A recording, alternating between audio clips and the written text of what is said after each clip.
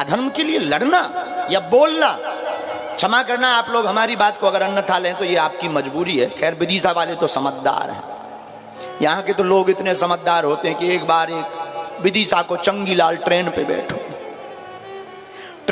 तो इतना विचित्र आदमी, विदिशा का आदमी इतना विचित्र के विकलांग डब्बा में बैठो।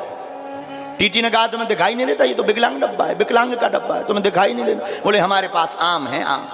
बोले आम है तो क्या हुआ, विकलांग डब्बा है। विदिशा का आदमी घाटा खा के थोड़ी आएगा। बोले हमारे पास लंगड़ा आम है। बोले आम तो है लेकिन लंगड़ा आम है, तो लंगड़ा आम के साथ में तो हम रहेंगे ही रहेंगे। बोलो सीताराम। तो आप लोग बुरा मत मानना, सीधी बात हम ये बताना चाह रहे थे, वो इंसान जीते जी मरा हुआ है जिसके अंदर धर्म के लिए उबाल नहीं है। अच्छा एक और, कोई धनुष मान ले हो तो वे धनुष चढ़ाने पड़े फिर मारने पड़े, पर धन्य है जटायु जी, उनकी तो चोंच ही है हथियार, उन्हें चढ़ाने की आवश्यकता ही नहीं है। इतनी चोंच मारी, रावण एक घड़ी के लिए मूर्छित हो गया।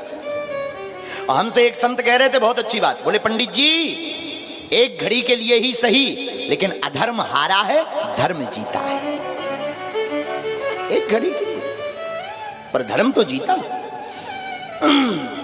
हमारा ऐसा मानना, प्रकृति के प्राणियों की त्यागियों से प्रीत होती है, प्रकृति के प्राणियों की त्यागियों से प्रीत होती है। जिनका उज्जवल चरित्र होता है अंत में उनकी ही जीत होती है। जिनका चरित्र उज्जवल होता है, कोई कितना भी कुछ बोल ले, जिनका चरित्र उज्जवल होता है अंत में उनकी ही जीत होती है।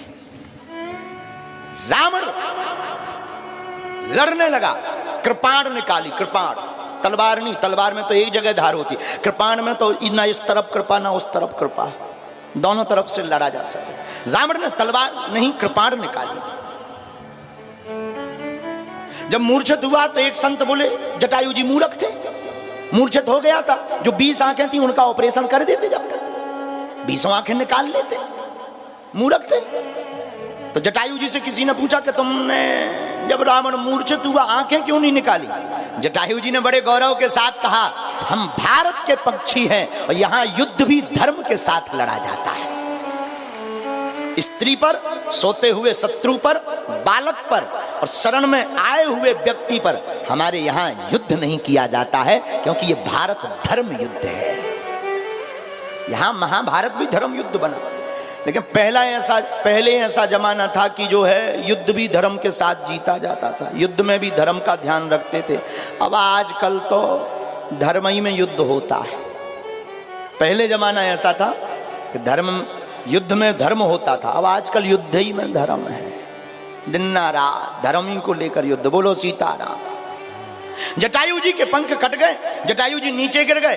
किसी ने कहा देखो ये हाल हो गया तुम्हारा, पंख गिर गए तुम्हारे। अब जो तुम राम राम राम राम कह रहे थे, सीताराम सीताराम जप रहे थे, लो कोई नहीं बचाने आया। अब लोग आ गए। अच्छा दुनिया में होता ही ऐसा है कि लोग आते ही सबसे लास्ट में, या तो तुम जीत जाओ या बिल्कुल हार के बिल्कुल मिसला फिट हो जाए तो लोग आएंगे, अरे यार बहुत बुरा हुआ, बताओ तो ना, बहुत बुरा हुआ। बीच में कभी लोग नहीं आते। एक बार तालाब में कुछ लोग नहा रहे थे, सब लोग नहा के तालाब से निकले। एक छोटा सा बच्चा डूबने लगा तो लोग भगे भगे, अरे बचाओ बचाओ भाई, कोई कूद जाओ कूद जाओ कूद जाओ, पकड़ो पकड़ो, मरो जा रहा हूं। अब जमाना भी बड़ा उल्टा, कई लोग वीडियो बनाए लेकिन कोई कूदे ना। लेकिन एक नौजवान आदमी गिरा नीचे, वो थोड़ा डूबा लेकिन उसने हाथ पकड़ के उस बालक को बचा के बाहर निकाला। तो लोग ताली बजाने लगे, वाह वाह बहुत अच्छा बहुत अच्छा, भैया इनके सम्मान समारोह रखो। कोई बोला नहीं नहीं नहीं, शोभा यात्रा निकालो, बहादुर का काम किया, वाह नौजवानों की लाज रख दी तुमने। वो बोला शोभा यात्रा बाद में निकालना, सम्मान समारोह बाद में करना, पहले ये बताओ धक्का किसने दिया? बताओ, बेबी धक्का ही से गए हैं, बेबी बुलाए नहीं किसी के कहने। यही हाल हम लोगों का है आजकल, यही हालत वर्तमान समय में इस देश में है। और परिस्थिति भी यही है कि धर्म के लिए भी लोगों को धक्का देकर बुलाना पड़ता है, तब धर्म की रक्षा के लिए आते हैं। बल्कि होना यह चाहिए, धर्म की बात आते ही तुरंत खड़े हो जाना चाहिए। तो तो जटायु जी से कहा, देखो वाह वाह वाह, पूज्य हंसमुख बाबा पधार गए, बड़ा आनंद। तो जटायु जी से कहा, देखो तुम्हारे पंख कट गए, पंख, अब क्या करोगे? अब तो तुम उड़ नहीं पाओगे, दिन रात सीताराम सीताराम करते रहते, अब कैसे भगवान के पास जाओगे? और ये बात बहुत सुनने योग्य है। आहा, जटायु जी बोले, मान लिया हमारे पंख कट गए, पर क्या हुआ? ठीक रहा। बोले क्यों? ये होती है दृष्टि। जटायु जी बोले, भैया अगर पंख होते तो हमें राम जी के पास जाना पड़ता, अब पंख कट गए हैं तो राम जी को हमारे पास आना पड़ेगा। ये है बल, ये सबलता है, ये विश्वास है भगवान पर, ये दृष्टिकोण है। नजरें बदलो तो नजारे बदल जाएंगे, नदियां ढूंढो तो किनारे बदल जाएंगे। सहारा जग का क्या लेना है, सहारा उनका पकड़ो तो सहारे पड़ जाएंगे। है? क्या अद्भुत है। रामायण के दो प्रसंग, एक कागभूषुंडी जी और एक पक्षीराज जटायु जी। श्री जटायु जी महाराज, एक कागभूषुंडी जी। कागभूषुंडी जी कौवा बन गए, इनके पंख निकल आए। जटायु जी के पंख कट गए।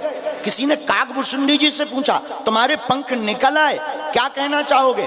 तो कागभूषुंडी जी कहते, अगर हम मनुष्य रहते और राम जी के दर्शन के लिए जाते तो एक ही बार दर्शन होते। भगवान की बड़ी कृपा है, हमारे पंख निकल आए, अब हम कौवा बन गए, जब चाहें तब राम जी के द्वार पर डोलते रहेंगे। काग के भाग बड़े सजनी, काग के भाग बड़े सजनी, हरि हाथ से ले गयो माखन रोटी। खेलत खात फिरे अंगना, पग पैजनी बाजत पीरी कछोटी।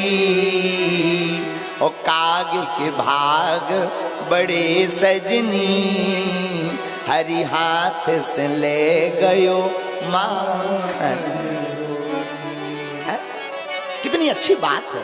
कागभूषुंडी जी कहते अब पंख निकल आए तो हम राम जी के द्वार जाएंगे, और जटायु जी कहते हमारे कट गए तो अब राम जी हमारे द्वार आएंगे। यह बल भरोसा। हम इस कथा के बाद हम आपको यह कहना चाह रहे, सीधी सी बात, अगर अपने भरोसे पर रहोगे तो तुम्हें खुद भगवान के पास जाना पड़ेगा, और तुम अगर भगवान के भरोसे पर रहोगे तो भगवान को खुद तुम्हारे पास आना पड़ेगा। और रामायण की एक चौपाई कह के हम इस चैप्टर को पूरा करके फिर भागवत में आगे बढ़ेंगे। लेकिन चौपाई बहुत अच्छी, दो चौपाई हैं जो बड़ी विरोधाभास में। पूज्य श्री हंसमुख बाबा जी बैठे, महाराज जी, गोस्वामी जी कह रहे, पुण्य पुंज बिन मिले न संता। बिना जब तक पुण्य उदय नहीं होंगे तब तक संत नहीं मिलेंगे। अच्छी बात, बहुत अच्छी बात। लेकिन दूसरी बात फिर गोस्वामी जी कह रहे, बोले बिन हरि कृपा मिले नहीं संत। बिना हरि की कृपा से संत नहीं मिलेंगे। तो पत्रकारों ने गोस्वामी जी के सामने माइक लगा दो कि जो बताओ, हमें संत तो मिल गए, अब हम निर्णय कैसे करेंगे कि हरि कृपा से मिले कि पुण्य जो उदय है उससे मिले, निर्णय तो बताओ। तो गोस्वामी जी भी बहुत चतुर आदमी हैं। गोस्वामी जी मुस्कुराकर बोले, सुनो पत्रकारों, संत के पास चलकर के अगर तुम जाओ तो समझना पुण्य उदय हुए हैं, और संत चलकर तुम्हारे पास आए तो समझना भगवान की कृपा तुम पर हुई है। ये गोस्वामी तुलसीदास।